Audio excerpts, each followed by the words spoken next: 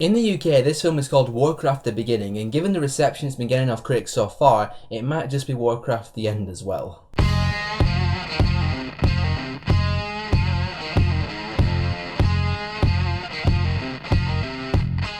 So as you all know, Warcraft is the much anticipated big screen adaptation of the Warcraft franchise, which consists of video games and novels, I believe, but I just mainly know it from video games. And that's a disclaimer right away, I have never played the Warcraft video games in my life, and before you start screaming and shouting in the comment section, oh, you're not entitled to an opinion on this film because you've never played the games. I'm entitled to an opinion on any film ever, regardless of whether or not I've read or played any source material that it's based off. I can still judge this film on whether or not it's a fun, entertaining fantasy film instead of a Warcraft film, so if you're watching this video trying to find out if it's a good Warcraft film, you might as well just leave now because I've got nothing for you. So with that out of the way, let's talk about Warcraft. Overall, I thought Warcraft was okay. It was not a terrible film, it was not awful, I didn't hate myself watching this film, but there were just more things in the film that I didn't really get into than there was that I liked. Let's start off with the things that I liked. I actually liked the mythology and the world that this film set up. Whether or not it's accurate to the source material, that's a completely different question, but in terms of what this film gave me, I liked the world and the mythology. And that's another question a lot of people are going to ask. Does this film do a good job at explaining the mythology and the world to people who haven't played the games, or does it require you to have lots of video game knowledge? I for one managed to follow this story relatively well. The humans and the orcs, they're doing their things in this film. I'm not going to get too much into spoiler territory, but the main storyline of this film I followed quite well. That's not to say that there aren't times in this film where the characters start talking about things I'm just like, I have no idea what they're talking about right now. So if you've played the games, you might understand what they're talking about. Might be some good fan service if you play the games, but they only do that a couple times in the film. It's not everywhere. One thing that did surprise me about Warcraft is that it attempts to be a more character-driven film. There are times in this film where it slows down and concentrates on the characters and their whole state of minds and what their motivations are in the story and all that kind of stuff. Which leads into my biggest negative with this film, is that it attempts to be a character-driven film, but I just did not find the characters to be that interesting. Like the main character, Lothar, I just didn't find him to be very interesting in the film. There's nothing really intriguing about him as a character. He's the commander of the Alliance and he's just doing what he's doing because he has to serve the king and serve Azeroth. He doesn't really have any personal connections to whatever's going on in the story. Until halfway into the film, something happens that tries to give him a personal connection to the story, but the film just glosses over it so quickly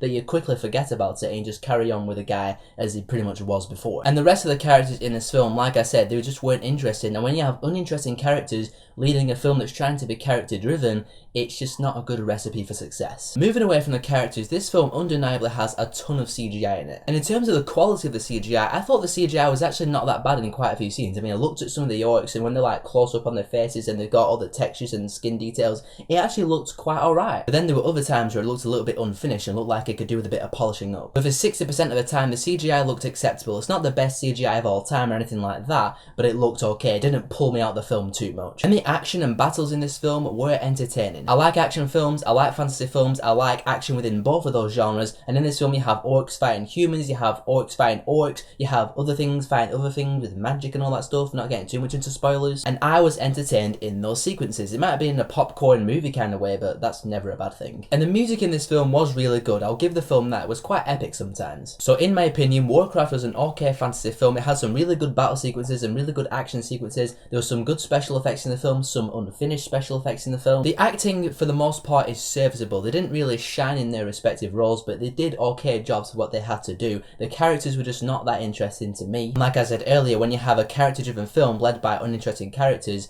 it just kind of more or less sinks the whole thing. I wanted to like this film, I wanted to have fun with it as a fun fantasy film, but in the end, I'm going to give Warcraft 2 out of 5. And I'll just say this as a closing statement. If you are a Warcraft fan and you liked the film Warcraft, if you loved the film Warcraft, that is awesome. I'm actually glad you liked the film, but please just don't be a douchebag in the comment section going, oh, you know nothing about Warcraft, how dare you even talk about it because I haven't played the games. I got that in my Ninja Turtles review. I don't really want it again on Warcraft. But if you like the film, you tell me in the comments below that you liked it and all will be fine with the world. And if you like this stuff, be sure to subscribe and I'll see you all in the next video.